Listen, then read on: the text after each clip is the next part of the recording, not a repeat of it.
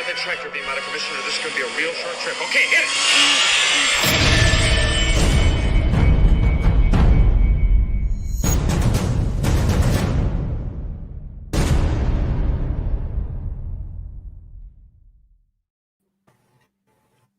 Hey, everybody. How's it going?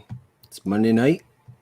There was no group therapy last Friday, so did we have any shows last week? Jason? Is there something wrong with your audio?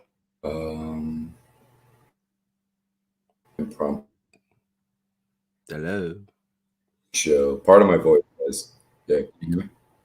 No, you're really broken up, brother. Yeah, and then we have a print show. Can't hear you, brother. You're like completely like robot. All right, well, looks like it's me for a little bit till he comes back.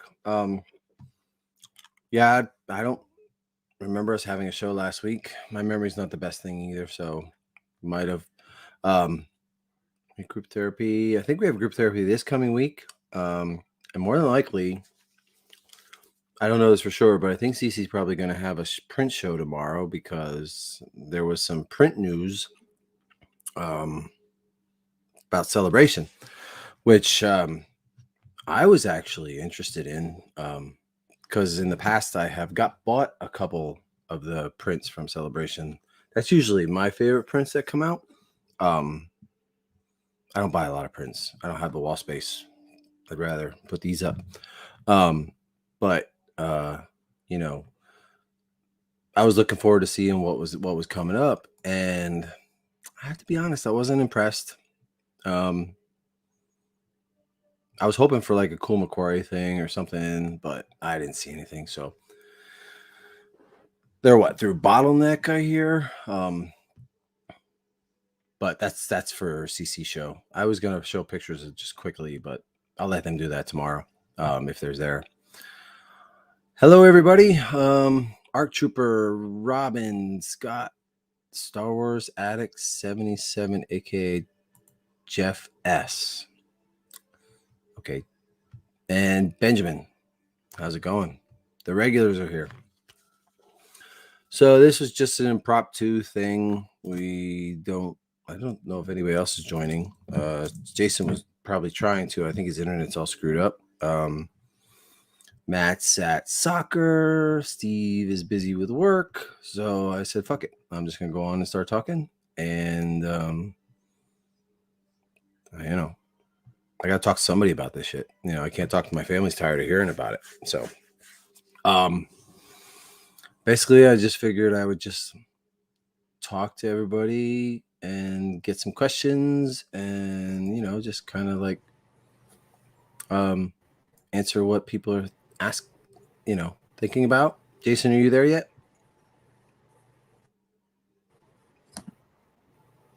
Is your audio working? Yeah, I'm here, but I don't know, man. Didn't you say you got new audio? As far as my computer goes, tip top. I'm sorry. Yeah, didn't you get like new internet today or something? We talk about, dude. Whatever's going. Yeah, I had to install a new mesh network, but that's not the issue. The internet's tip top. It's StreamYard. Every time I open StreamYard, it's just like loading and crashing on me. Well, you're better now. I mean, like I've tried multiple things. I even read a speed test, and I'm at like I'm going at like gigs of speed. So I don't know. StreamYard just keeps lagging and crashing.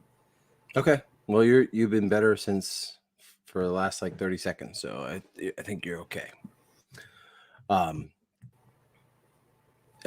So I mean,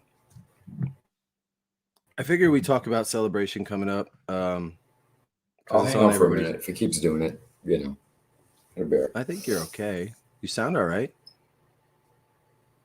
Jason. Yeah, maybe not. You usually don't stop talking. All right. Yeah.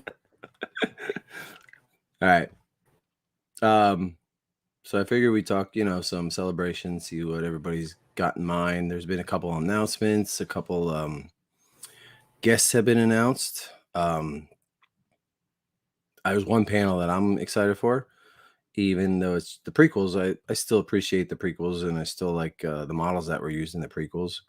And I think a lot of people don't realize there was more model making in the prequels than most people thought, because a lot of it, everybody thinks it's CGI, but Jason told me before that there's actually more models made for the prequels than for the original trilogy.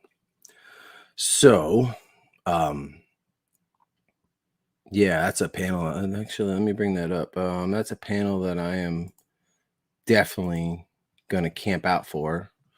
Let's share. Get the screen up, and we will do it. Yeah, so it's secret miniatures of the Star Wars prequels. Sunday, hopefully, I'll probably have to camp out for this thing. I'm not missing it. I like a lot of the ships in the prequels, especially like the Arc 170 and the ATTE, is it? The tank, not the precursor to the AT-AT. And I also like that turbo tank too, the big ones. I've had all those in Hasbro toys, but there's nothing like an actual scaled model of it. Yeah, you're right. Arc Trooper, love the Republic models. They're pretty sweet. Even the Jedi Starfighter from Sith, and trying to think any in Attack of the Clones I really like. I wasn't a fan of Dooku's like speeder bike, and I like the Arc 170, which is the dropship. The dropship is in Attack of the Clones. I also like the Dooku's glider, the one that that opens up and it has a big like parachute in front of it. That's pretty cool. I don't know, Jason, you can try to get back on. If not, it's cool. All right, so let's take some questions that are in the comments. There actually was some questions asked in when I made a post today about tonight's show. Let's see what they wrote. Maybe we can answer a couple of these questions. Bear with me for a second, guys. Pulling solo tonight. All right, so we got from Nick Aberson. I don't want to show that yet. Let's see. Let's pull it up.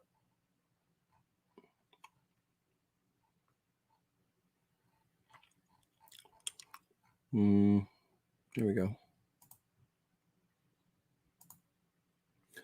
So, where's it at?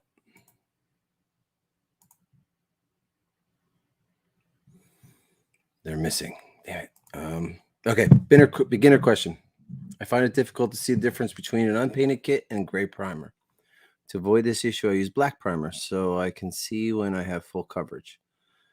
But as you already mentioned in another video, it could influence the next color of paint you're using. Is this a common problem for people, or should I use better lighting setup? Angle of view, any tips? By the way, I'm using airbrush to prime. Yeah. Well, also, if you do black, let's say you do black, it's going to take more paint to cover it up. Plus, it will give you a darker tone in whatever color you're trying to use.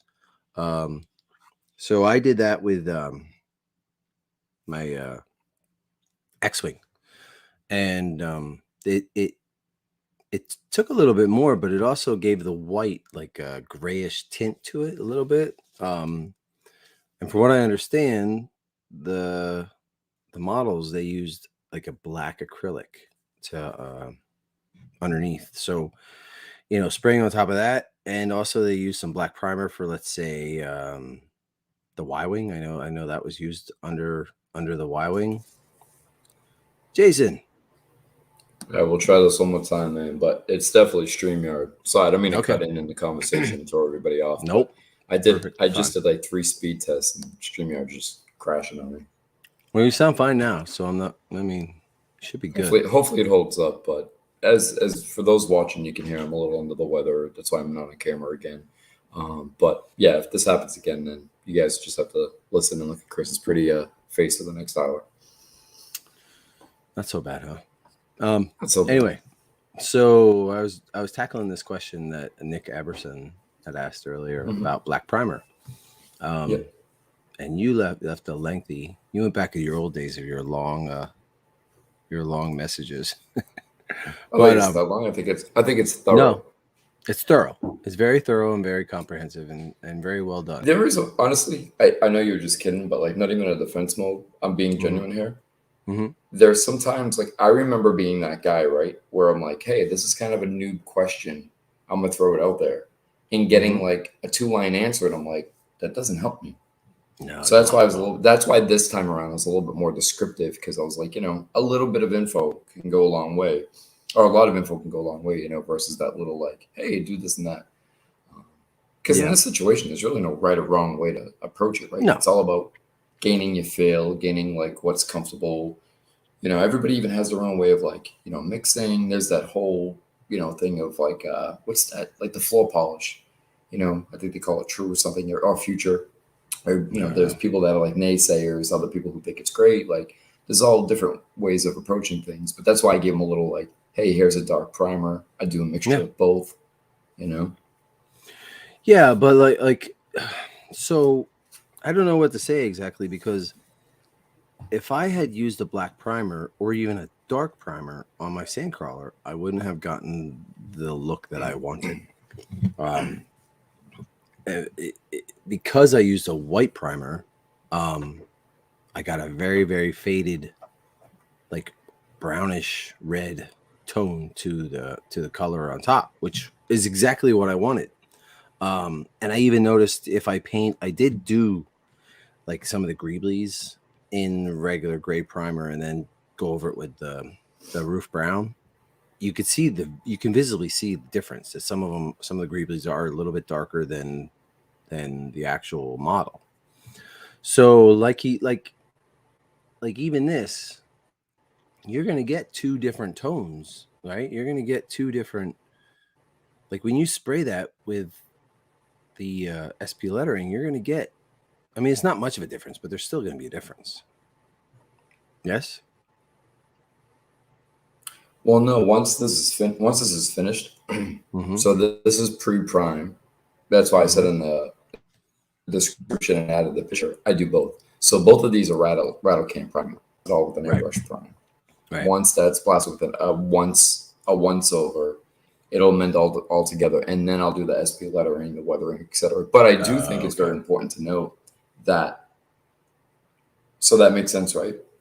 But it's also important to note that what you just said, it also makes a difference what you're working on. Like black primers specifically, I like them for some ships. Yeah. I like it so that you can like he says, like Nick said, you can tell when you get full coverage. If a lot of times it's hard. Like I'm doing gray, like the SP lettering gray over top of a gray primer, and you don't really see it until you have a couple coats on there. And it takes a little bit of getting used, like training your eye to see the paint lay on top. I don't know, Jason. The StreamYard is messing with you. I want you to hang out. But anyway, yeah, so that's his question. And then there was another question that Keith wrote. I think he wrote. Oh, that's just asking me different heights. But okay, well let's get to some of the questions in let's get some of the comments. Let's see here. We got John Flake. He said, my last 2 pieces of D'Agostini Falcon shipped today. I'm trying to figure out if it's best to repaint the pieces before or after assembly. Any opinion? Well, okay, so you can put it together, but then there are pieces that you need to paint after. At least I did. Like there's a lot of like pipes and greeblies that go on top, and you can't get at certain spots if you paint it all together. So I would look at your model, right? And I would, try to figure out what what you can paint first. Like I even painted some of the greeblies on the spruces and then added them afterwards. Because like I said, you can't get at some. It actually tells you I think in the video it tells you to do that. Jason, you ever look into that or no? Still not. Just keep trying to talk, Jason. That's all I need to know. You there? Look to what? No.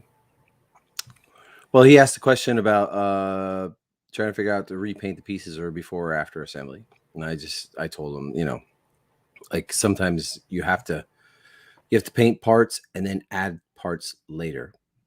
You know what I mean? You have to paint the model and then paint the parts separately and put them on later because you can't get at certain, things that are hidden. No. Damn it, Jason. All right. Well, let's see here. Arc Trooper. Yep. Love the Republic models. Those are great. Benjamin. We'll get to the comment. We're going to just start getting to some comments. Episode 1 has the most practical mud show effects. Yes, that's what I've heard. That's what Jason has told me many times. And somebody mentioned here the Q-tips. Yep. Star Wars Attic, a.k.a. Jeff. All those Q-tips that went back and forth in the pod racing arena. That's pretty cool. I'm actually, excuse me. I wish I could see. I wish they would have a display of a lot of actual models and props from. I'm surprised they're not because it's been a long time since they brought those out. Did he go away? All right, we're just gonna keep letting Jason try to get on. Let's see. I don't have Sunday, but now I think it's pretty good panels that day. I don't know. I don't have Sunday, but now I think I'll be getting Sunday this week. Pretty good panel. I don't know. AT-ATs are good. So, Chris, can you hear me a little better now? I can hear you now. Yep. Yeah, last ditch effort. We'll see how it goes. Yep, you're much better now. The loud, StreamYard, man, it's frustrating. Yeah. Did you switch to your phone or something? Yeah, I don't know. It's the StreamYard app. It just keeps. I opened it on like a different browser. I have 2 computers in front of me, both of them. Every time I open StreamYard, it's just cycling through. It must be like the server or something. But yeah, let's go for it. I don't want to throw the show off too much. No, you sound good now. It's working. I would definitely love to make a high-end prequel model. There's almost nothing out there. That is true. I don't think there's anything. Do you know of any? Prequel model? Yeah. Yeah, I do actually. I'm going to try to look up a pic of it. And it's an interesting one. The work on it is magnificent. And I actually considered buying it a few times, but at the time, I just felt financially the price was a little out of range for me for what it was. But wait to see the work on this one. I'm going to pull this one up. Let me see what you think. Yeah, which one do you know? Do you know what? I don't know the name of it, but I'm sure everybody in the chat will know. The reason why I'm talking about this is because I was talking about the panel that they're having about the prequels. And that is something I am absolutely going to not miss. I don't really plan on getting to too many panels, but that's the one I'm going to definitely be at. They haven't announced too many panels, have they? Oh, come on. This show is falling flat on his face. Yeah. So, we'll get into that. Let's see here. This is I'm working on an ATST right now. I'm having a lot of fun with it. I've had this model kit for a little while now, and haven't really played with it at all, but I've decided to make it and probably end up selling it because I want to build a found parts one with a actual aluminum armature. See, now this I primed it in light gray. Now I think if I'd have done a black, it probably would have gotten a little bit darker, don't you think? You're still not there. If you, I'm here. Okay. I'm here. All right, good. Okay, good. What were you saying now? Just if I'd have done this in a black primer, it would have definitely not been this lighter color. I don't know. See, with the ATST, so that's where we got cut, right? But I don't want to toss the show around. So it all depends on the piece. What I was saying about the Sandcrawler is where it's already a dark, muddled piece, it may have given it less of a redder, browner tone and more of like a sort of dark brown chocolate tone. Yeah, so that can happen. With this, what I like is if you dust it, not with rattle can paint because that goes on real strong, but if you dust it with the airbrush black primer, it gives enough of that sort of peek through, just ever so subtle that it gives it more of that like weathered and worn look. You know, you barely notice it, but if the light's hitting it in the right way, it makes it look mechanical. You know, and it gives it how like when paint wears down on old machinery, the look that it should have. But I also like going in there with the very fine tip of a Dremel and nicking a few areas, and instead of painting the black on, you can bring the black out. You know, like subtractive painting versus additional painting.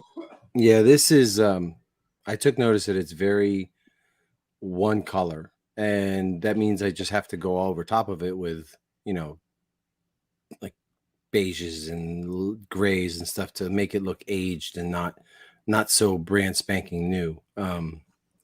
It's just I wish I'd appreciated kind of. I know appreciating is not really an ILM type of technique, but with this, I should have done it a little bit. Just give it some in the corners and to give it different like shades of gray to it, you know, with a black primer. Did you do that? You shaded it with some black primer? Yeah. So some of the parts that are closer to finish, like the head part, after I did the rattle can primer, I blasted it with airbrush primer, and it's a black base. Okay. So when I roll with the SP lettering, some of the nooks and crannies and the crevices and the folds, you see just a little bit of like darkness coming through, a little bit of like a shadow. Right. Yeah. That's kind of what I did with my Sandcrawler. I actually sprayed it like very blotchy on top of the white primer, and that also gave that kind of effect. Like I think if you have like a different colored gray or like a little bit of black on there, and you spray this kind of blotchy, you might even get that same effect. You know? Yeah. So Benjamin's asking what scale ATST we want to order the Bandai ATST just for practice. I don't know what scale that Bandai is. Like this is like 172 maybe. Is this 172? The Bandai? No, the this one. Yeah. I guess this would be considered 124th because it's 24th its size. I mean, this thing if the legs are posed up and not crouched parking position, he stands almost 2 feet tall. I mean, it's a bit of a stretch, but when he's crouched, he's about 1.5 feet.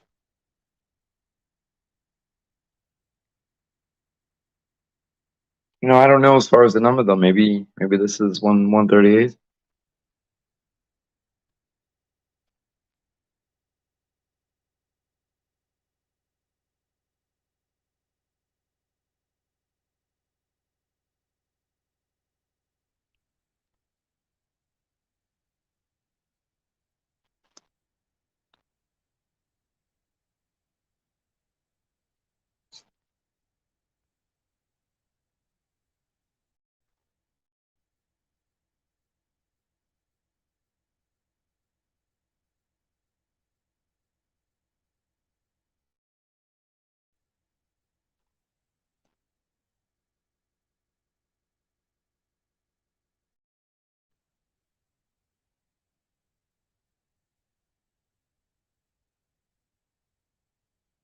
Wow, this is really going bad.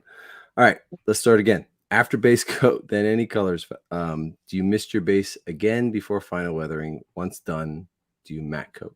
All right. Sorry, guys. I really appreciate it. Oh, I'm sorry. All right. I was about to sign off. Could they not hear you? They couldn't hear me. I muted myself because I was coughing. So Dude, I was about to sign off. I'm like, oh my God, I'm lagging out again. No. My fuck up. All right. So you put your base coat on in your colors. You missed it 2/3. You're supposed to mist it 2/3 the amount that you would finish. Okay. Then you put on your weathering, your blast marks, and your dirty, your grime and stuff like that, and then stain it. Okay, all your staining, and then do your final third of misting. But you have to be careful because once you do that, you can lose a lot of your detail and a lot of your, especially the staining, like because the staining is just filters of thin color. And I did that on my X-Wing. So I finished it, weathered it, stained it, then misted it too much. And then I lost all my colors. I love staining. Staining is probably my favorite part of models. And I lost it all. So I had to do it all over again. So that's how I would do. That's how I did mine. That's kind of how I've heard also. I mean, from better painters than me. And then do not matte coat it. It will dull your colors. You will lose a lot of weathering. Archive X and most paints are pretty sturdy if you prime it right and then color it and paint it afterwards. You won't like, I mean, you have to be careful, obviously, but you won't.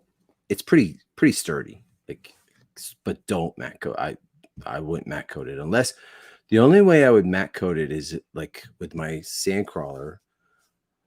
The first time I did one, I painted it and I loved the base coat, and I was really afraid that if I screwed up the weathering, because I was still pretty new and I was a little nervous to do weathering, because weathering is where I mess up a lot, because I don't want to go too far. I don't want to get too dark, too much weathering. It doesn't appeal to me. It might appeal to other people, but it doesn't appeal to me. So what I did was I matte coated it so that if I didn't like how I weathered it, I could erase that or take it away without actually messing up the base color. It's sort of like a restart point, basically. Yeah, so stay away from matte coats. Those aren't great to do with. No, you'll lose so much detail. Thanks, Robin. I appreciate it. I feel like it's not going very smoothly tonight, but oh well, whatever. I'm just on here talking. I wish Jason was back, but he sounds. I'm here, man. There? Okay, yeah. Good. I'm just trying to cut you off, man. Wow, what the hell? That's first. I'm doing right by you. I'm doing right by you, brother, tonight. Oh, that's funny. So have you don't matte coat yours, Jason, right? No, I don't do any matte coat, clear coat, sealants, nothing. I mean, No. I keep it original, true to form. The only time I ever use any type of sealant is, I mean, you know what happens. You get statues and they, this piece breaks, that piece breaks. Sometimes they shatter. Well, when you get used to, just like anything, when you're starting to build models, right, you get more confidence, more comfortable that you realize you can sort of, play with and manipulate anything because it's all materials. A lot of it's resin based or whatever it may be. So I do keep a can of both clear sheen and clear matte on hand. So if a statue comes in broken that needs like really, heavy fixing and I have to like rebuild it, and I'll just coat it over and it just seals it up nice and gives it that new statue look. But as far as like a studio skill kit, I always just paint it, prime it, paint it, weather it, and that's it. Leave it alone. I'm trying to think what I did I sprayed it with a matte coat. I sprayed something with a matte coat, and it was supposed to stay. It's supposed to be matte, but it does give you a little bit of a shine, and I don't like that. I'm trying to think, what was it I did that to, Jason? You remember what that was? I don't know. Damn it, I forget what I did that to. Oh, okay, cool. There we go. Oh, you like that? The taxi. No, I don't. But that's the only prequel piece I could think of, and I just thought this came out amazing too. Like the detail on it. So that's a Mhm. video. I don't know if you can show it, but I'm gonna send some images over to you as well. Yeah, send me So images. It played music over top. I don't really want to do that. we can just mute it, no? Well, yeah, Yeah, I'll send the images. just What send me was cool images. about the video is the video showed like the remote with the lighting features and all that. But what's cool about this piece, well, what's interesting is this piece has been for sale for a long time. When I was interested in potentially purchasing, just because I thought the work was so good, not because I actually liked the model itself, but the work was so, you know, Mhm. just like next level. It was around $5,000. They upped it to about 10 grand now, which I think is interesting. Mhm. And I get nothing against the way people do things, but if something's sitting longer and longer and longer, you think you would want to incentivize it to sell, not Yeah, up the price, definitely. Yeah, you don't you want to know? up it. No, But nobody's gonna. If nobody bought it at $5, they're not gonna buy it at $10, yeah, but I mean, right? it's Zachary Bracken, so that speaks, his name speaks for itself. He did um recently was posted on one of the forums, but the Firefly ship. He did that Yes. amazing, like highly detailed one. So his work is just, next level. But I'll send the images over so we can scroll through. Wait, John Emblem did that? No, Zachary Bracken. Oh, okay. Yeah, Yeah. I wanted to talk about that Firefly ship then later on. here's the handful right there. Okay. Didn't come up yet. Nope. Well, when I it feel does, like I'll we don't. pull it up.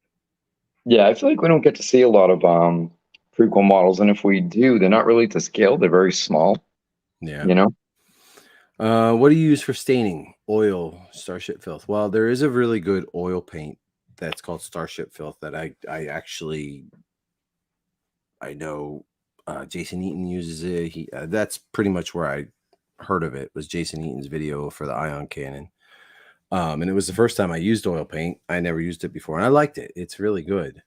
But when with staining, I take okay. So you have your acrylic base coat and colors, and I like staining and weathering with enamels. It just seems to break down better and thin better with with paint thinner mineral spirits. And you can, let's say you want a rust puddle. Okay, you want a rust puddle. You can thin down the rust paint to like it's just tinted thinner. Okay, and you just paint it on lightly onto a panel. Put a blow dryer on it. It dries in seconds. Okay, and then you can add more and more and more, and it darkens it. It like makes the staining different. What's the word I'm looking for, Jason? Filters, like it just it's not opacity, right?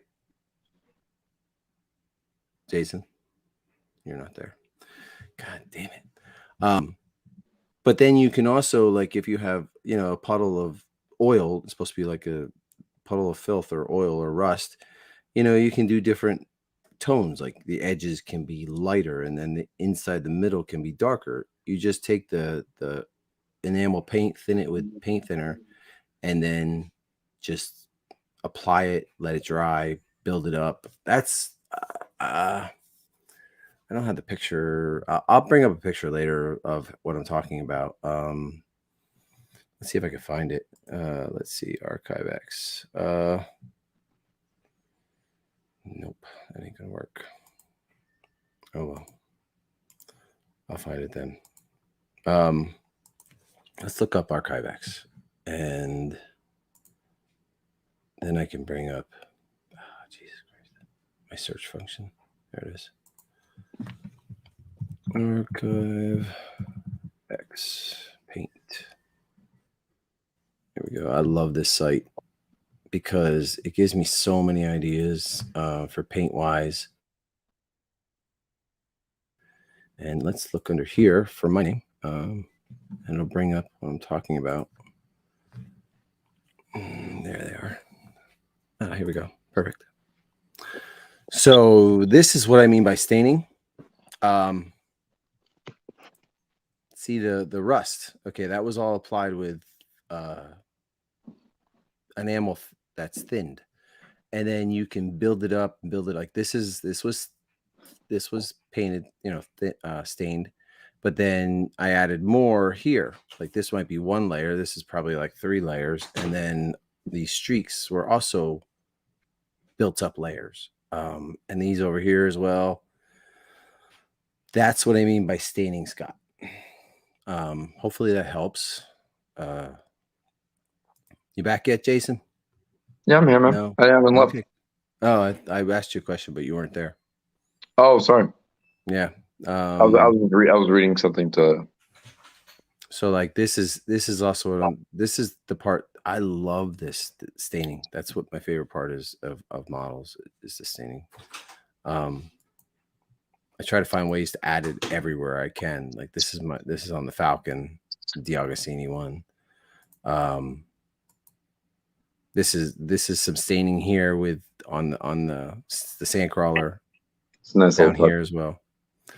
Yeah, it's just something small. It's a minor little thing, and even up here is also, I call it staining, but I'm sure a lot of people call it filtering. That probably is the more professional term for it, but that's my favorite part.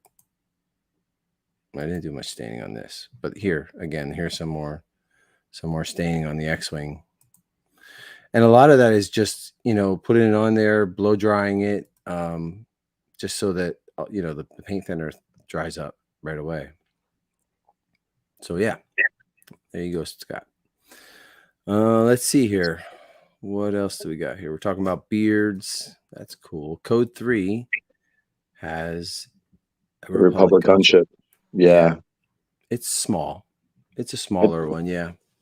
But he's right. It's, you don't see too much prequel stuff out there, and even with the Code 3, like for some reason, there are if you look it up, if you Google search studio scale for the prequels, a handful of things will come up, but they're all, even if they're scratch build, Chris, they're all on the much smaller side.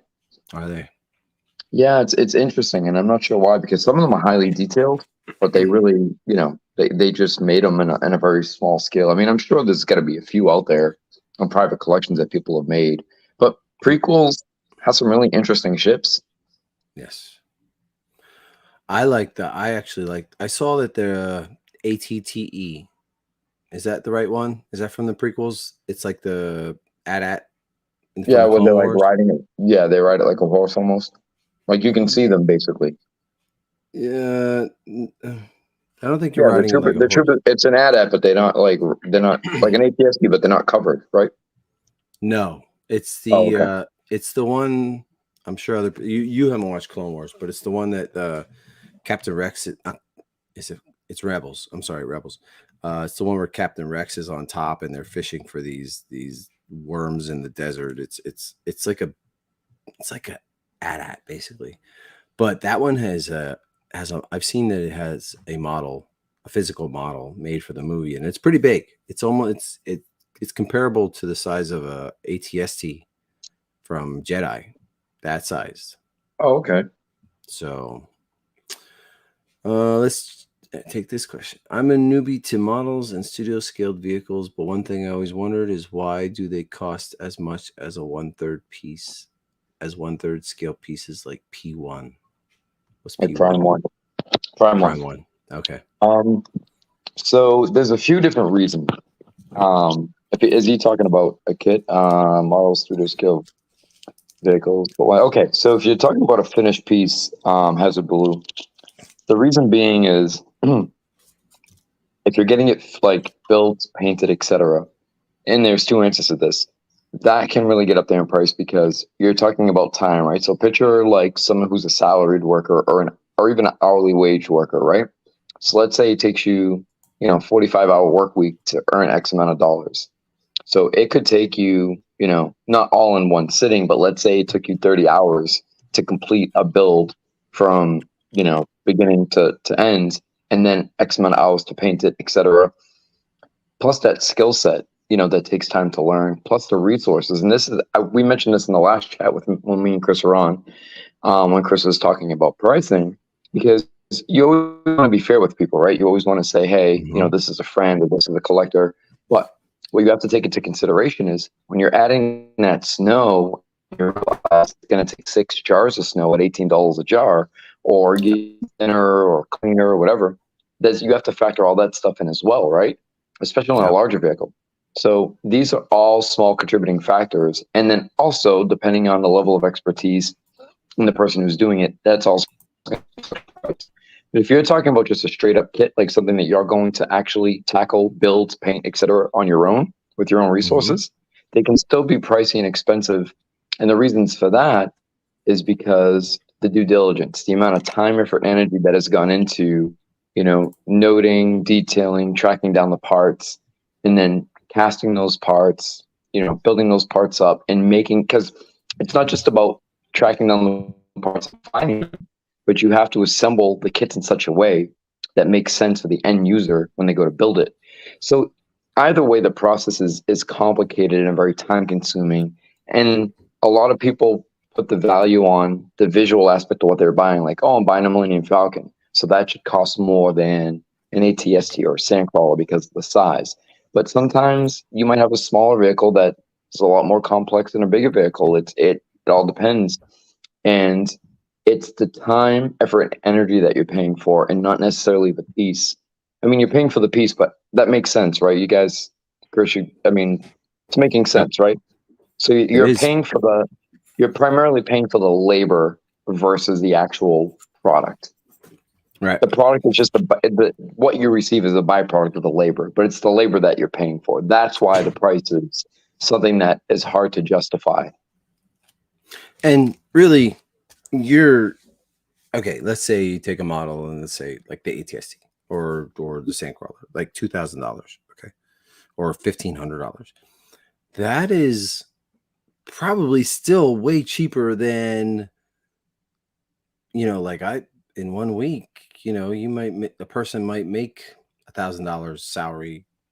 You know what I'm saying? And a person might be spending more than 1 week on this model. Yeah, So you're exactly. not Right. really, you're not really.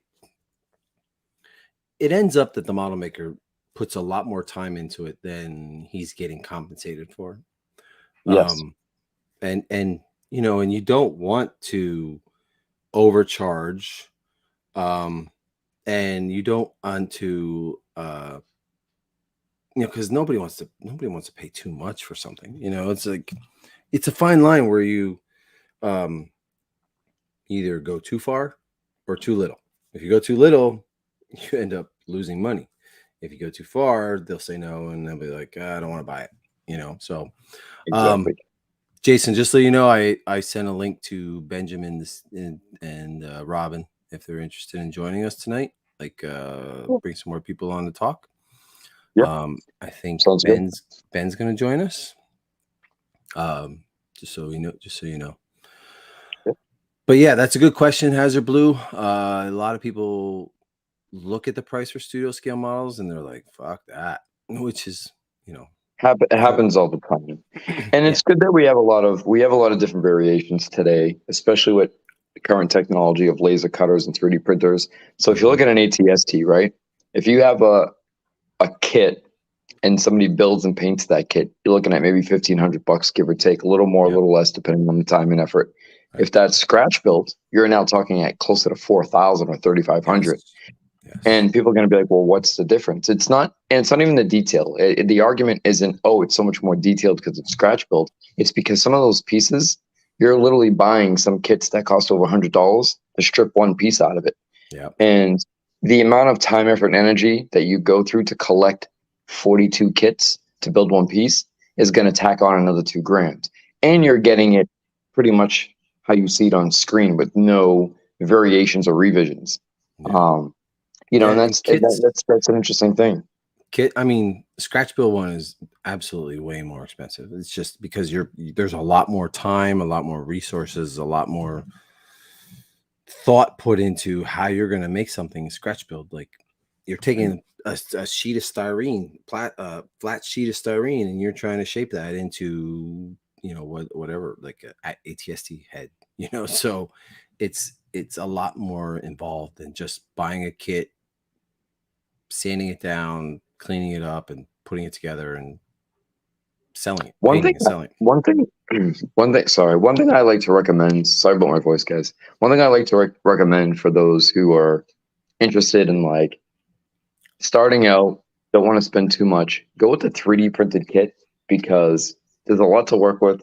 They're not nearly as brittle and fragile as they used to be.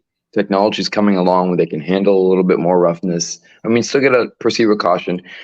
But the flip side to that is what's great about a 3D kit is if you ever decide that like you want to dress it up a little bit or you want to maybe start adding some donut parts or found parts, you can go in and basically strip off the 3D printed parts and add the donut parts in place of that. And it gives you a little bit of a feel and a little bit more of an idea of what it would look like if it was scratch built, but it also gives you that in between. So the base of it, which is usually the most expensive of any scratch built, because if it's an armature or like Chris said, a bunch of hand cut scratch built styrene layers, that's usually the most difficult and time consuming. So if you can get the base of it 3D printed, and then you just have to pick apart a bunch of, you know, greeblies and guns and bits and pieces out of different model kits, that's a lot easier and a little bit more fun, to be honest. You're going to cut your cost and your time down, and you're still going to have something that's really detailed and looks really cool. And you get the best of both worlds because you're not spending 3 or 4 grand, but you're also not just stuck with a straight up 3D printed model. Plus, you could take the 3D model and more than likely the greeblies aren't 100% correct. You know, they might be designed to look like the actual greebly, you know, or it might be in the wrong place or something. Like if you sand that down and put the right one in, you have a better looking model altogether. You know what I'm saying? So, which is what you and I have done as well with some of these resin kits is, you know, the greebly that's on it might not be thoroughly defined because of the kit. You know, who knows if, you know, part of the latex came apart or whatever the case may be, and you lose some of the definition, the detail of the kit part, and some of them are pretty damn important, you know. But I know, like, Merlin Models has been buying kit parts and scanning those and adding them to the actual builds, you know. So it's coming along. Even it's 3D printing. Well, he don't 3D print. He 3D prints the initial one and then he casts it after that.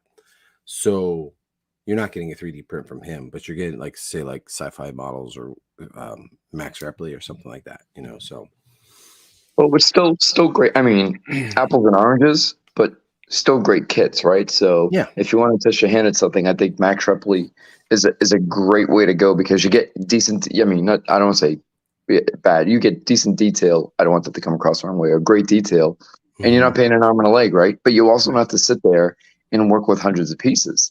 Now, if you're a little bit more, you know, advanced, then I think a Merlin Models is the way to go because you're getting that high definition, that refined, you know, detail in the smallest of areas that you probably won't even notice, but they're there. And, you know, it's going to take you a lot more time to put together, but the end product is going to be far superior in many ways. But that's not saying anything negative about the Max Repley stuff. It just shows there's differences. Just like if you have a resin kit, it's going to look fantastic. But if you have a scratch build kit, it's that much more different. And then there's the in-between even with resin kits, like the Vader tie, Chris, right? I had I think it was the Nyson and Michael Reese Vader tie X1. And what I did was, as I was building it, I stripped off a lot of the greeblies and just got the bits from the donut kits and threw them on top. And I kept the base of it, which allowed me to really give it a little bit more definition. So there's a lot of fun and a lot of, you know, experimenting you can do to really bring things along and just enjoy what you're doing. Plus, okay, so take my Sandcrawler, for instance. It's not a studio scale kit. and I couldn't take the actual pieces and put it on there because it's not the right size. It's actually smaller, yeah, a lot smaller. And what the sculptor did, the man who made Randy Cooper, who made this kit, he designed the kit to look very similar to the studio scale one. It's close, but not quite there. It's very good. I like it a lot. I mean, most people look at it and they wouldn't be able to tell, but because most people don't really know what the actual studio scale Sandcrawler looks like. And I think, what's his name? Lassie Henny, he did that too. He took the Probe Droid dispatch pods and expanded them. Yes. Made them bigger. So he took the Greeblies and made them bigger. And also he did the A-Wing that made that smaller. So, but they're not I remember watching John Simmons' video, and they're not the exact kit parts, but they look very, very similar to the actual. You know, Lassie is one of those, no matter how far along you come on something, right? Mm-hmm. You just always marvel, like let's say you're into sports and you're a basketball player. It's like you could be a great basketball player, but then you're like, man, how does LeBron or Jordan do it? And you look at Lassie and you're just like, I marvel at what this guy's able to do. And he's so humble about it. But the fact that he's packing these kits like by hand, like in his laundry room, like at home, it's bonkers. Dude, he's vac forming by putting the styrene in the oven and having the vac form right next to the oven, pulls it out of the oven with some oven mitts, sticks it on, and zoom. it rivals that of like a kit you buy off the shelf at a model store. Like it's it's insanity what some of these guys can do, like Jason, Lassie. I mean, it really does boggle the mind at times. And when you start to get a little bit more confident and you're doing your thing and you're like, yeah, look at this, it looks amazing. And then you turn and you see what they can do and you're like, man, I got a lot to learn. Well, yeah, it happened to me. Okay, I thought I did pretty good. I thought I did pretty good on my models. And then I got a couple from John Simmons. I told you this many times, Jason, haven't I? Yeah. So I took one look at it and I'm like, fuck, I got a long way to go. And he's been doing it for years. And he's also done more than just Star Wars stuff. And even my son said, I showed it to him, right? And he looks at me and he goes, Dad, he says, you do really good work. He says, and I don't want to make you feel bad, but this just puts your stuff to shame. Yes, I realize that. Yes. Yeah. I realize that. But the good thing is, and we talked about this before, it's great because you can use it as reference. Like, oh, yeah. The project I'm working on now, the scratch built ATSD, not that I would have never attempted it, but I would have never been able to get to the level of quality and detail that I'm at right now if I didn't have Lee Rouse sitting right next to me. Right. Exactly. So being able to use that as a point of reference and look at all the detail in hand makes a significant difference. So I plan, like the ATST I'm doing now, I plan on having John's ATDT right next to it and kind of use some of his techniques a little bit as well. Nice. Yeah, I mean, I'm on John's Facebook page 3 or 4 times a day. I feel like I stalk him, but I love his paintwork. There's no better painting work to me than John's. So I thought Ben was joining us. I think maybe he's getting his makeup on or getting, all dressed up.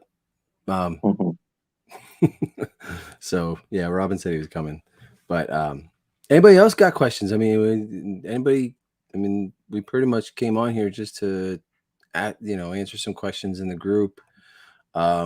We're open to any questions. We're not just talking. We can talk anything you want. We can talk studio scale models. We can talk celebration. We can talk about that beautiful new 3PO hot toy that's coming up for the 20th anniversary of Clone Wars. Are you getting it? I think, all right.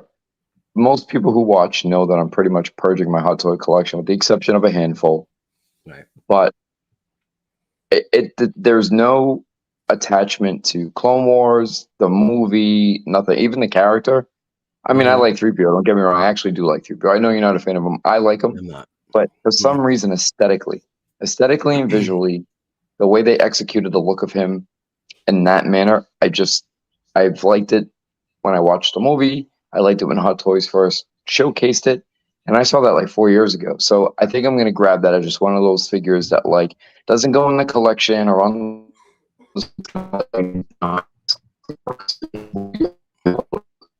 is that you like. It's gonna be one of those figures where I just like throw up on my computer or something while I'm working.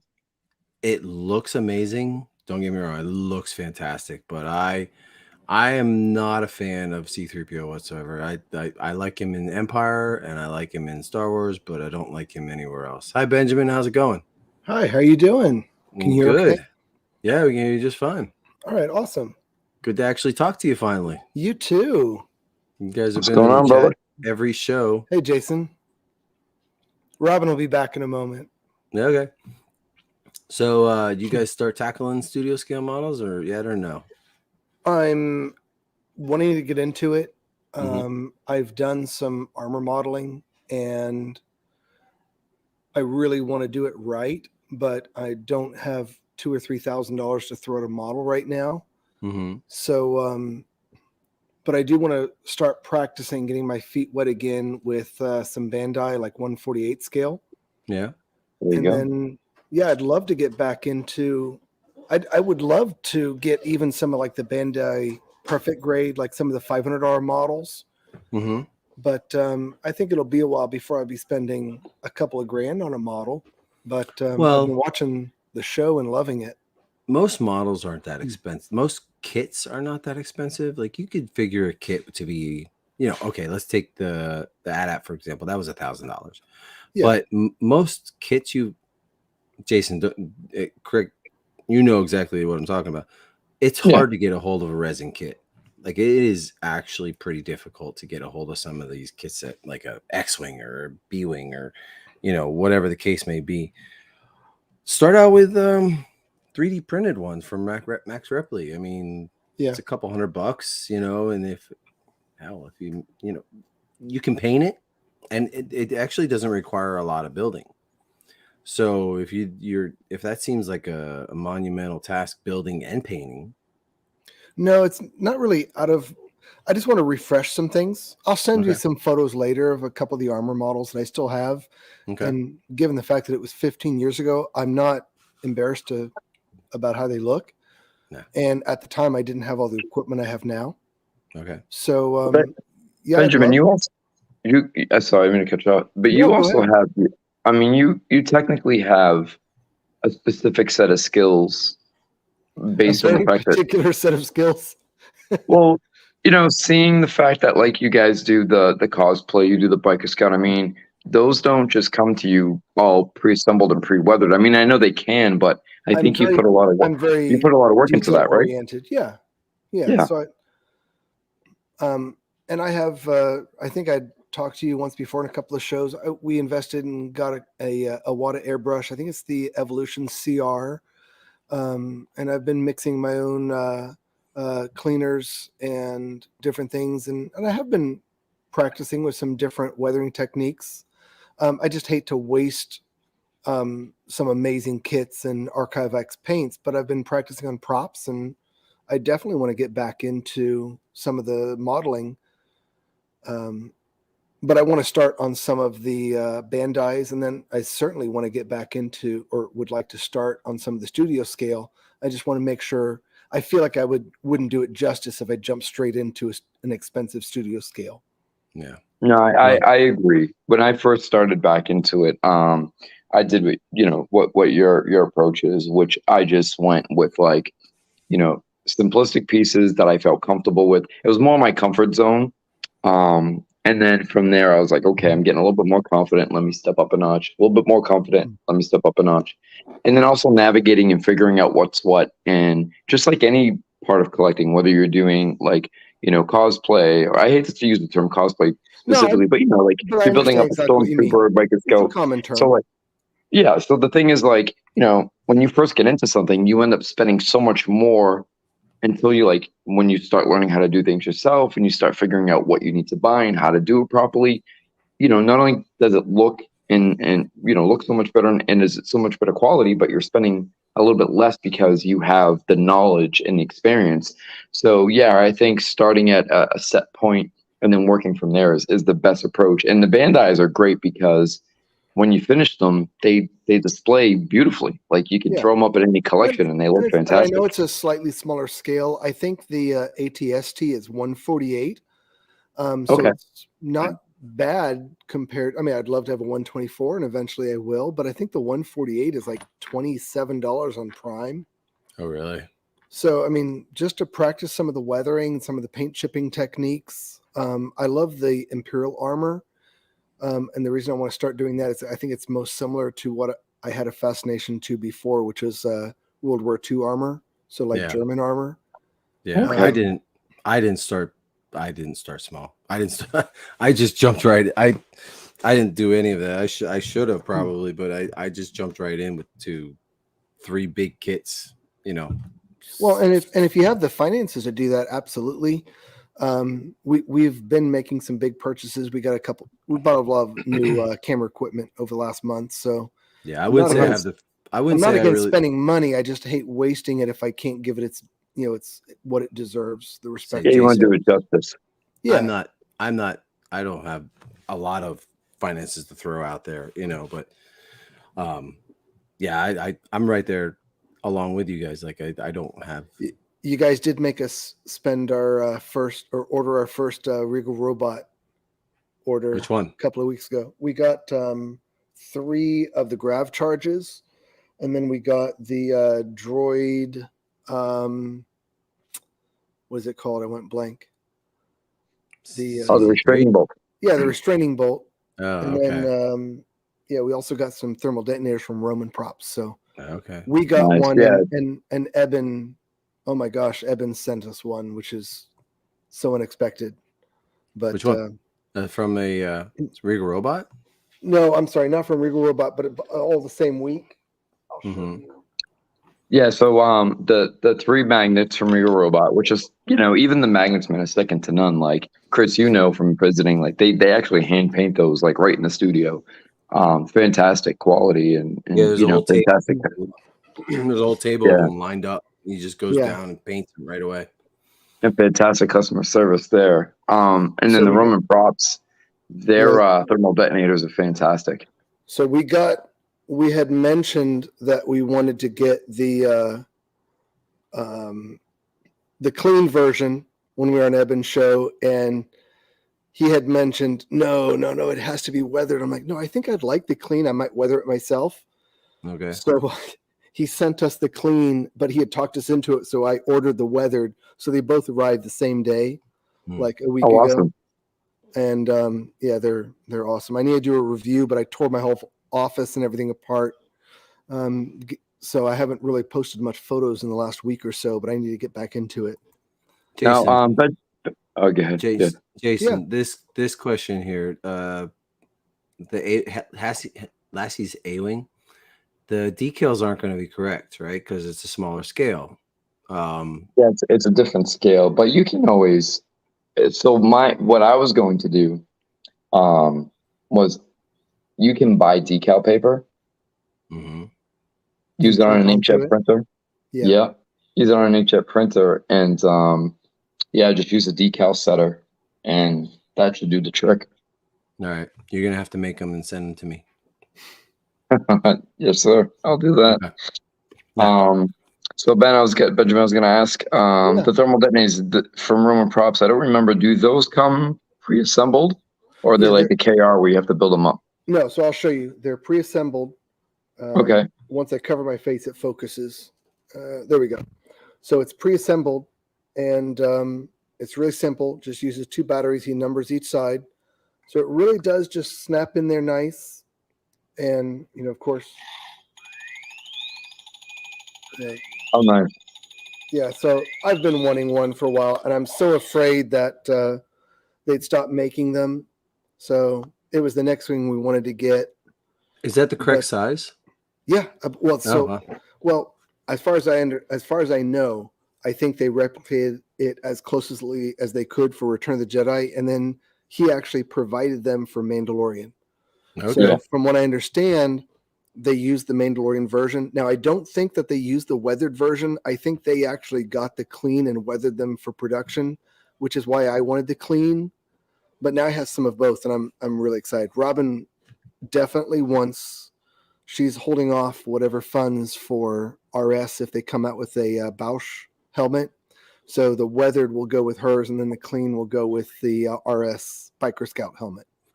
Yeah, we're all kind of wondering when that Bausch is going to happen. So it's been a while. They've been She talking does about not it for a want to little miss while. it because we already missed the Bo-Katan, and I still hate myself for that. Well, you could still get it. Yeah, I will. Yeah, you can still get it. I think I assumed it was going to be like $1,000 or over, and then after we had missed it, she said no, it was like 600. I'm like, wait a minute, 600 delivered with the plaque. I should have got it. So. Yeah. Well, that was their first or second. Was that their first exclusive, the hyperdrive, the ones that they did? That was their first one. I don't remember. They all hit at a bad time for me.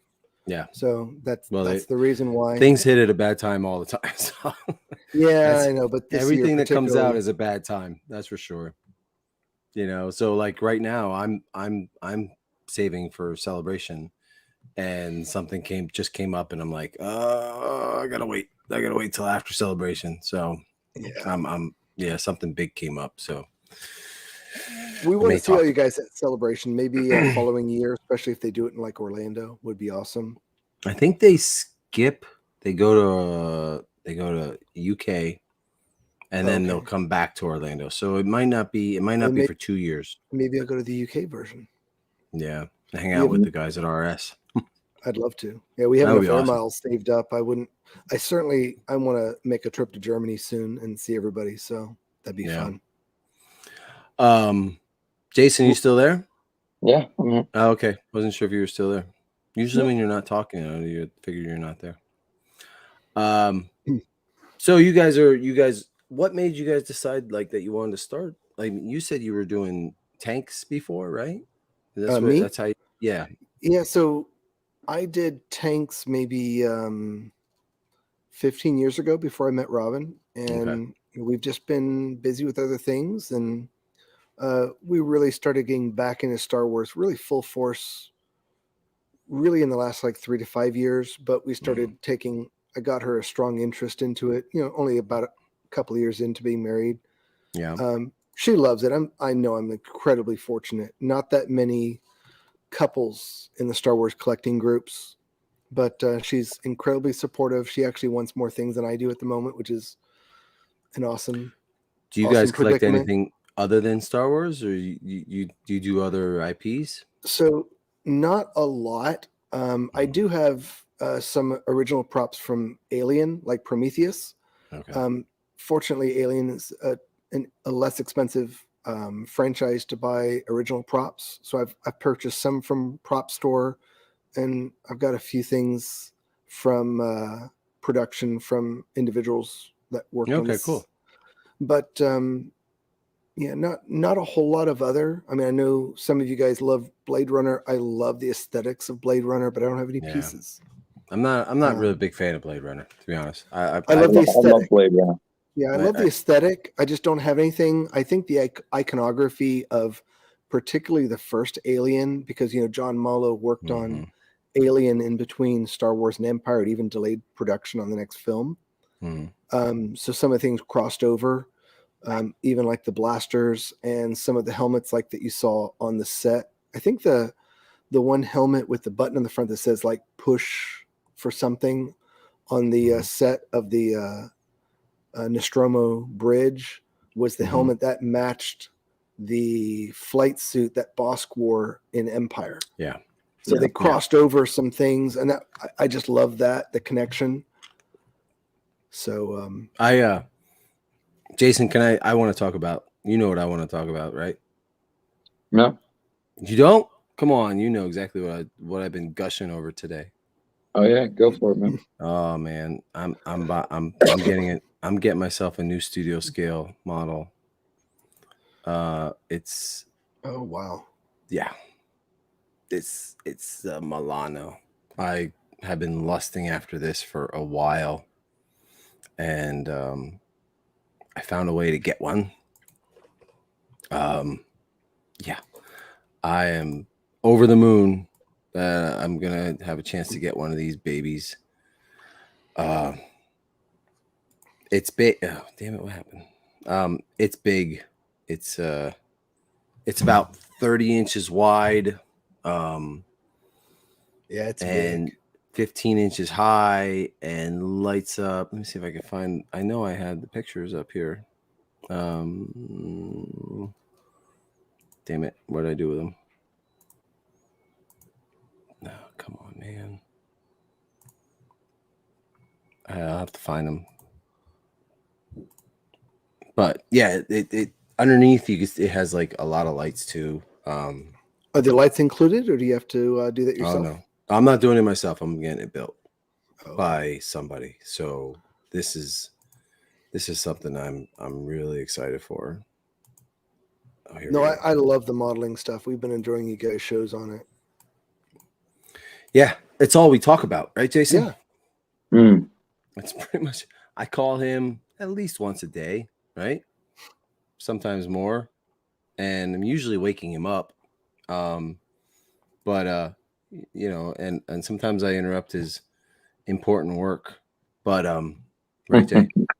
Working hard, brother. Pushing buttons, right? Mhm.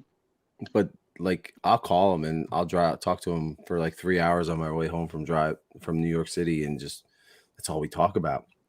It's bad. We're addicted, and it's about the only thing that, you know, I'm really just. It's not a bad thing to be addicted to.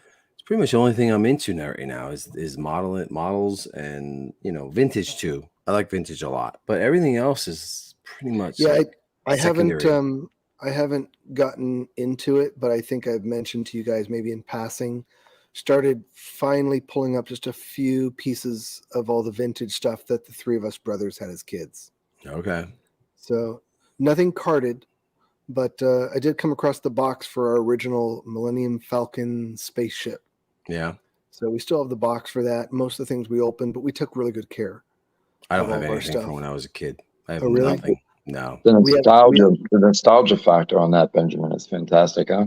We have everything. So Yeah. I've been kind of putting it off because it was my brothers and I, especially my older brother.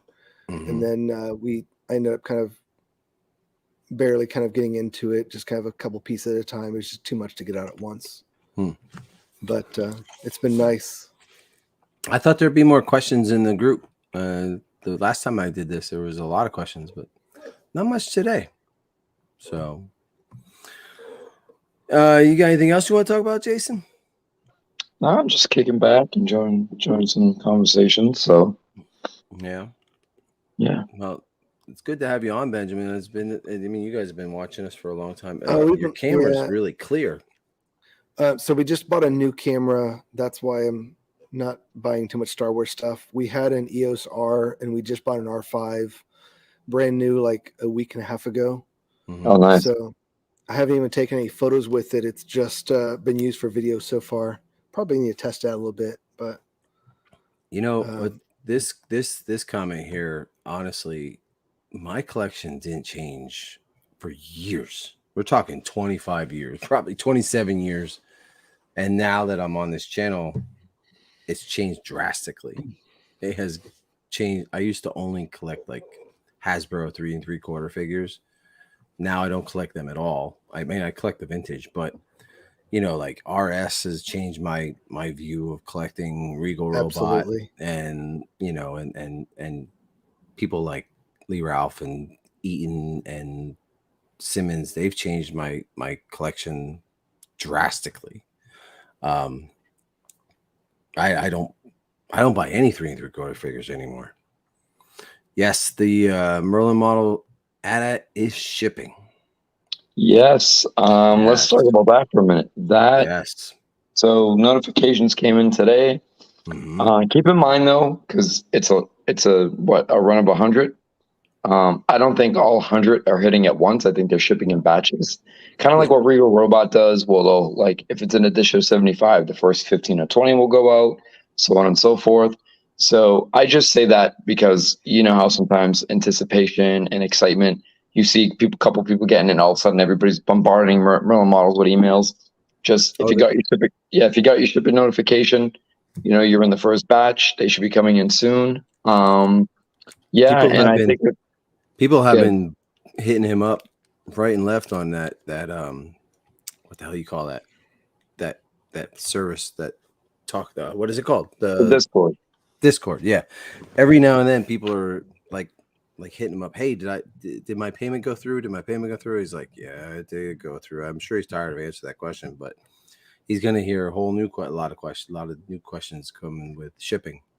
Well, that's why I just say like, you know, they're going out in batches. So I don't know what I don't have any inside information or anything like that, but I do know that not like all 100 is shipping all in one day.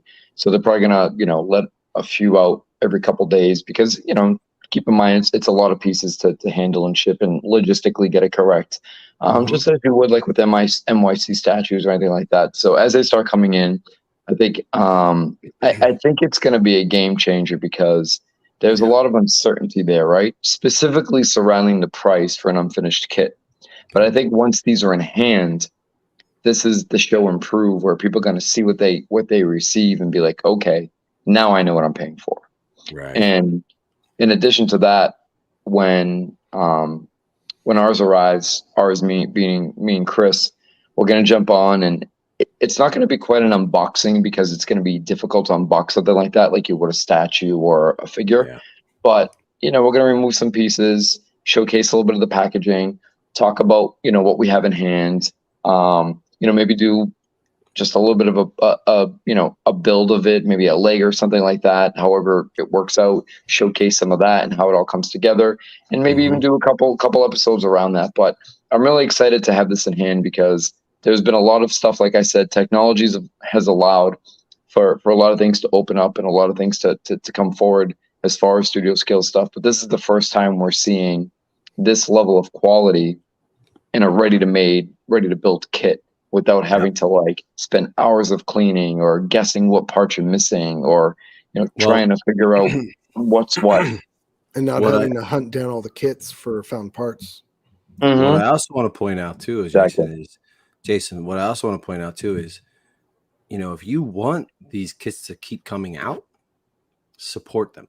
Like just like if people aren't buying their kits, it's you're not going to get, you know, anything down the line like the McQuarrie X-Wing or you know what I mean or anything after that. If they're not selling, they're not going to keep building, putting these things out there. So if you want to add, like if you want something to eventually come down the line, I mean, where else are you going to get, you know, let's say, I don't know, an ATST or like, you know, they have some concept pieces coming soon. You know, you're not going to find that anywhere else. So put your money where your mouth is. You know, like don't And bitch that just you want something and not buy things to and keep this just coming. like everybody else, they got payment plans and Yeah. put a deposit down, and yeah, you can work from there. So it's going to be exciting. I'm really interested in this one, and I'm really excited for it. There's a lot of anticipation there. This is this far from Death Star. Not to change the subject, but this is depressing. This is no more carded bubbles. This is So how are awful. they gonna? What are they gonna be like in a recyclable In box or? well, I don't know. Right now, they're just doing like cardboard boxes, and then it's open. Like you can actually touch the figures. That's how it is right now with like some of the cheaper figures. But man, that just is like that's a blow to my, you know, 25 years of collecting. You know, Yeah, so Are they really? it's not what Are you they, remember as kids. yeah, are they really gonna do it with that line though? I thought they were only gonna do it with like Black Series and stuff like that. that's what I'm hearing. That's what I mean, I don't know for sure. I haven't been following that much, but I keep seeing it all over the place. And you know, listen, okay, if they're gonna change instead of changing the card to bubbles, get rid of like those stupid. I mean, I know they're for children, but there's some terrible lines that they're putting out. Hasbro is killing the Star Wars toy line. They're destroying it. I mean, they're absolutely coming out with the worst shit that is possible, and that you know carded bubbles aren't going to change anything. You can save a lot more plastic by getting rid of the garbage that they put out. Yeah, cardboard boxes with more art on it. Yeah, this is not. It's going green, man. Everybody's woke. It's 2022, man. It's fucking Will you still see the figures, or do you think they're hiding within a cardboard box to hide the painting? I have no idea. I think it might just be like generic label style, right? Just like a black and white image or something to let you know what's inside. I don't know. I mean, yeah, it's anyone's guess, but interested to see. I mean, I know it's blasphemy to an extent, but I tip my hat to a company that's trying to be, eco-conscious. but they're making plastic figures and they're worried about the plastic bubbles. Because the figures stay in your collection and people who open, that's all going into trash and landfill. So honestly, there's not. Okay, think about this. More of those figures are going into garbage piles than are being collected, right? Kids play with them for a certain amount of time, they throw them away. Parents throw them away. That's the most, like, for every one collector, there's probably 5 kids throwing it in the garbage. You know what I mean? So, I understand the plastic bubble is pretty much, garbage, but I can't even talk about it.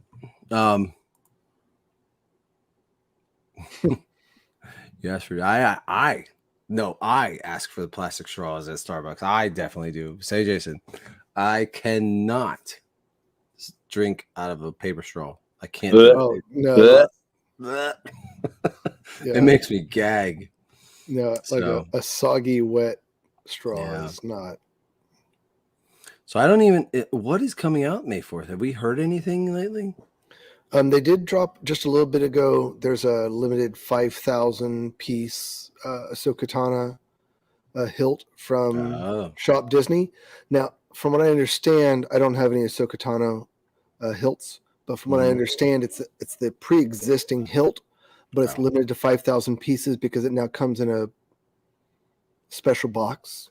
So 5,000 pieces is not. That's a lot of pieces. Yeah, but it's both parks and shopdisney.com. So, I mean, I'm sure they'll wipe it out pretty quick. Okay. Because last time they did it for 3,000 pieces, they were gone almost immediately. So I assume they're just holding back more pieces for online.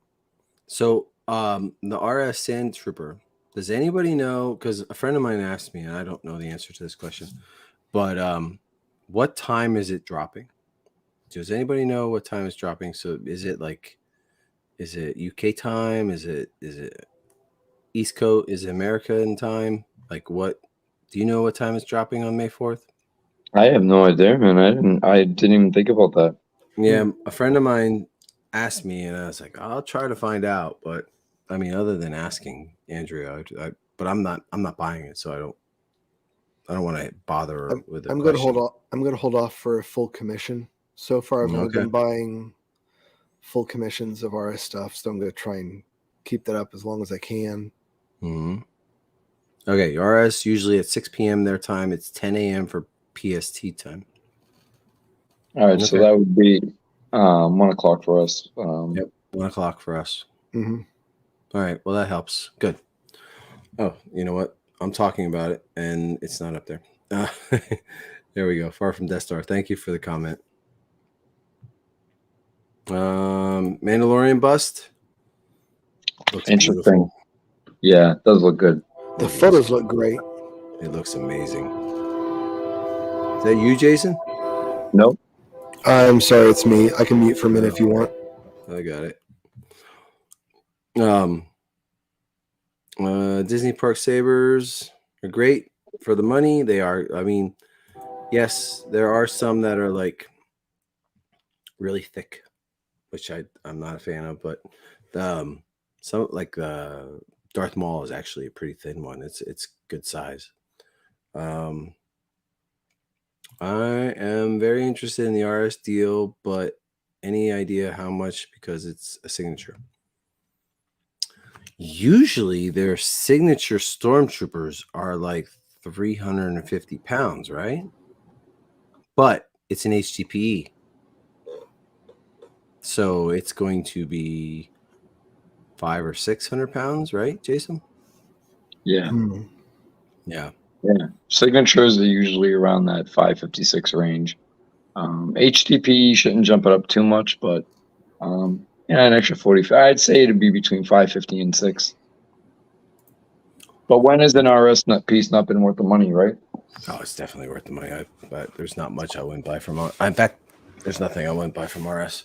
The Ahsokas are going to be big and clunky. They are. I have these. I don't have it in the special box, but they are thick and large. So I'm also saving for an RS Bausch. Any guesses as the price on that one? No. I'm scared, but I'm gonna buy it no matter what. Yeah, I That don't. one's gonna be. I think that one's gonna float around the 1,000 mark. That's what I'm Probably. expecting, because I know there'll be 1,000 some paint and weathering. 1,000 pounds. Yeah, that's what I meant. 1,000 pounds. I'm sorry. That's What, 1,400. $12.50? Yeah, That's it. roughly 1,250. Yeah, it's gonna be a lot more. That sucks. I mean, wish we could just buy things for $350 instead of $500. But Robin wants it, so I don't have a choice. Yeah. Well, they had that video out, and there was what 10 helmets they were talking about having out this year. Yeah. We're already in May, so I don't see 10 helmets coming out by the end of the year. I want them all now. I do too. First and foremost on my mind is the AT-AT. That I want the most. And it's gorgeous. I think I don't have a tie yet, Mhm. so I need to have a tie variant from Okay. RS. Yeah, you need okay. So But the I want to tie, get a bust. yeah, you have to have a bust. Yeah, I have to get a bust. The tie on a shelf, It's too pretty without. yeah, the tie on a shelf kind of stands out because it's so large, but on a bust, it's magical. No, it'll look great. I'll do it probably on like the wall over there, like on a floating shelf. Yeah. So Bausch paying whatever it is for me. I really want that helmet. Yep. Doesn't matter I how hope much Rob's it costs. not watching. You hope Robin's not watching? No, I said I hope Rob's not watching. Oh no, All of he's us saying sleeping. we'll pay no matter what it is. No, he's still sleeping. I actually sent him the link to see if he wanted to join us. I have the KR sabers. They're really accurate, much slimmer. They are, yeah. They're much nicer than. Yeah, the KO sabers are spot on, and a lot of his research, believe it or not, a decent amount of it comes from some of the original bits and pieces you see in production. Evening all, I'm very interested in the RS Sandy, but I'm dying for the last few gold leader signatures. Yeah, those are good. Yeah, yeah. If you get a chance to get one of those, definitely do. It's beautiful. It's one of the best looking pilot ones that is out there. Bausch and AT-AT are musts. Another must for me is a Veers. I'm a huge fan of Julian Glover. I love him and everything he's been in so far. And I'm dying to meet this guy. If he's a Celebration, I'm meeting him. Then I've been trying to. There's been a couple shows I've been trying to get to meet him, but he keeps having a post cancel because of COVID, and Yeah, it's in Pittsburgh. But so thanks everybody for the comments. Yeah, I actually do not even have a classic TK helmet. And the only reason I haven't bought one is just because I'm planning on getting a full commission. Okay. I just keep holding off thinking, I'll go ahead and order a full commission because I want to put on a mannequin. How many full commissions do you have on order? Oh, no, just the one. I only have the RS Biker Scout at the moment. Okay. And I'm still working on the Shore Trooper. It's just been this year kind of slowed me down. So I took a little time off from it, but I need to get back to it.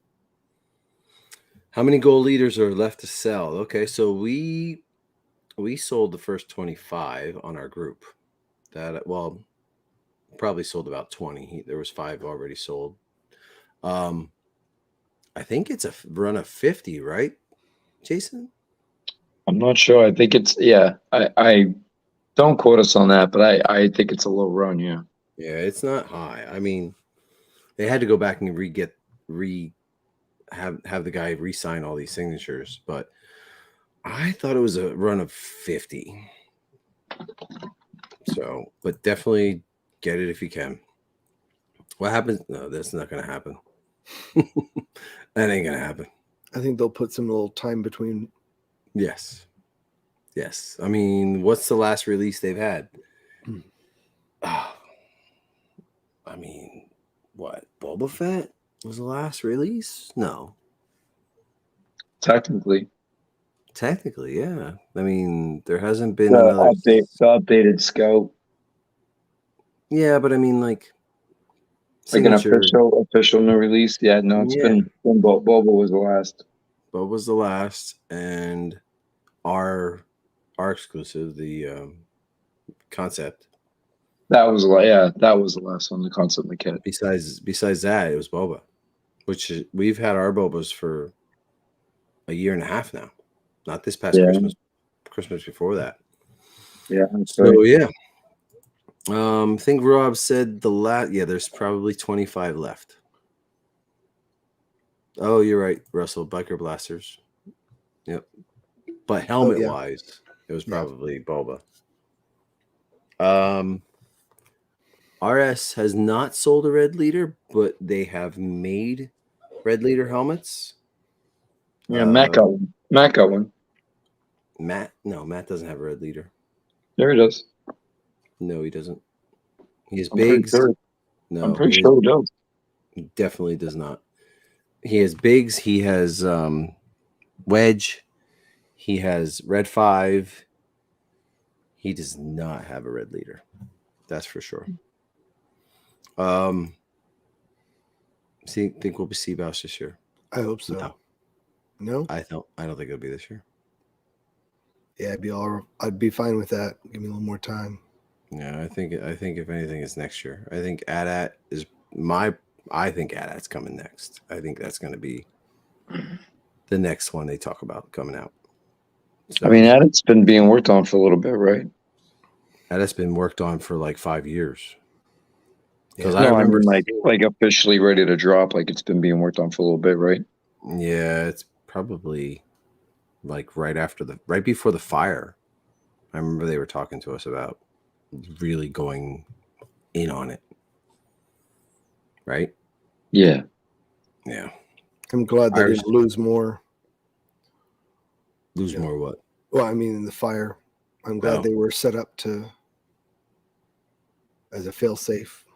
Yeah. That would be tragic. I think we're good for tonight, huh? We'll be going an hour and a half. You guys good? Yeah. Okay. Mm-hmm.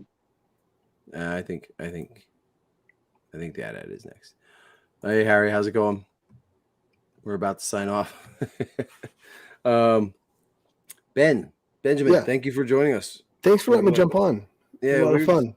We were talking a little while ago about when you guys, after you guys went on with Evan, we've been talking about, asking you to come on because you guys are on every show and commenting. We're on every time. We have a lot of fun. We were on Evan's show, and then we were on Sithcast, and I think we're going back on Sithcast is going live all day May 4th, so we're going to jump on and off, just to kind of support him. But yeah, it's been fun. Yeah, that's cool. If you're ever having a slow night and you don't have anybody to talk to, you can let one of us know. Next time Robin will be ready. She couldn't get back in time. That's fine. That's cool. So. Yeah. All right. Well, I think that's good for tonight. Thanks everybody for joining us and for the comments. And it was just an impromptu show. We figured we'd get on and talk a little bit. And lucky to have Benjamin Jonas. So, anything else you guys want to say? I think so. I think that's it, right? Yeah. All right. Night, everybody. And I think we have, like I said before, we have a group therapy probably this Friday, and I think a print show tomorrow night. I don't know for sure, but more than likely. So, night, everyone. Good, I guess.